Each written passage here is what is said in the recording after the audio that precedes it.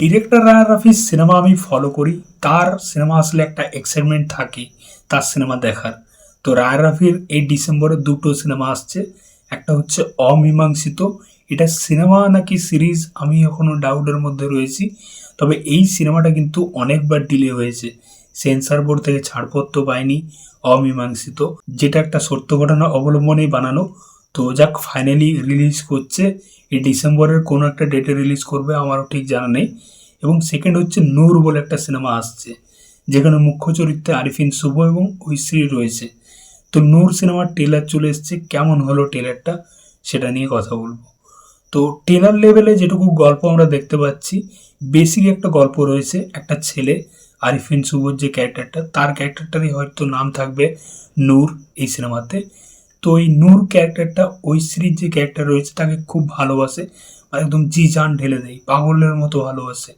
তো একটা টাইমের পর দেখতে পাচ্ছি টেলারের মধ্যে এই ঐশ্বরিক ক্যারেক্টারটা এই ছেলেটার থেকে দূরে চলে আসতে চাইছে, তাকে ছেড়ে দিতে চাইছে, ব্রেকআপ করে দিতে চাইছে এবং অন্য একজনকে বিয়ে করার সে পরিকল্পনা একদম প্ল্যান করেছে। তো কেন সে এই ছেলেটাকে ছেড়ে দিচ্ছে, কেন তার সাথে আর থাকতে চাইছে না, কি হয়েছে তাদের মধ্যে, সেটা কিন্তু আমরা টেলার লেভেলে বুঝতে পারছি না। বাস এইটুকু জায়গায় কিন্তু হাইড করে রেখেছে টেলারের মধ্যে। বাকি পুরো গল্পটাই কিন্তু আমরা দেখতে পাচ্ছি।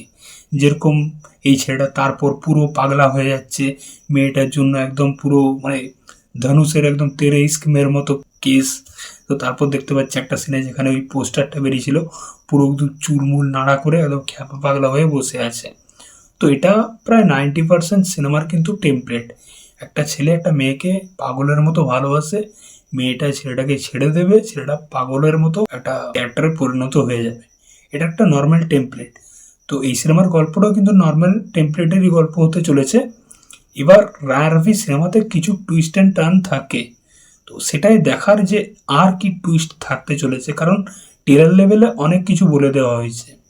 শুধু যেটুকু হাইড করেছে সেটা হচ্ছে যে এদের মধ্যে কেন এই দূরত্বটা তৈরি হলো, কি হয়েছিল, সেটা হচ্ছে এই ট্রেলারের মধ্যে একটা হাইড পোর্শন। তো সেটা সিনেমা দেখলে আমরা বুঝতে পারবো। তো সিনেমাটা আসছে 11ই ডিসেম্বর। যাক, ট্রেলারটা মোটামুটি ভালোই লেগেছে। তবে শোনা যাচ্ছে এই সিনেমাতে আরিফিন শুভ নাকি একদম বেস্ট পারফরমেন্স দিয়েছে তার কেরিয়ারের। দেখো, আরিফিন শুভর আরও অনেক সিনেমা আছে যেখানে তার কেরিয়ারের অনেক বেস্ট পারফরমেন্স আমরা দেখেছি। আরিফিন শুভ ভালো একজন অ্যাক্টার। তবে দেখা যাক এই সিনেমাতে কেমন পারফরমেন্স দেয়। টেলার লেভেল তো ভালোই লাগলো। ঐশ্রী, তাকেও মোটামুটি বেশ মিষ্টি, বেশ ভালোই লেগেছে। দুজনের কেমিস্ট্রি খুব সুন্দর ছিল। প্রথম যে গানটা রিলিজ করেছিল সেটাও টেলারের মধ্যে রয়েছে, সেটাও খুব সুন্দর রয়েছে, খুব ভালোভাবে প্লেস করেছে টেলারের মধ্যে। ব্যাকগ্রাউন্ড স্কোর থেকে শুরু করে আরিফিন শুভর পারফরমেন্স, ওই শেষের পোর্শনে যেরকমভাবে নাড়া করে দিয়েছে, ওই খ্যাপা পাগলার মতো বসে রয়েছে। তো দেখা যাক, আশা করছি ভালো একটা গল্প হবে। তো এই সিনেমাটাও কিন্তু অনেক ডিলে হয়েছে, সেন্সর বোর্ড থেকে ছাড়পত্র পায়নি, হ্যান ত্যান হাবিজাবি। রায় রফি অনেক চেষ্টা করে, যাক এই ডিসেম্বরে 11 তারিখ রিলিজ করছে নূর।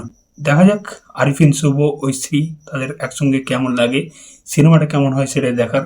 রায় রফির সিনেমা আশা করছি ভালোই হবে। তো এই সিনেমার ট্রেলার তোমাদের কেমন কি লেগেছে অবশ্যই কিন্তু কমেন্টে জানিও। চললাম, দেখা হচ্ছে পরের ভিডিওতে। চ্যানেলটাই নতুন হয়ে থাকলে কিন্তু অবশ্যই সাবস্ক্রাইব করে যাও বস।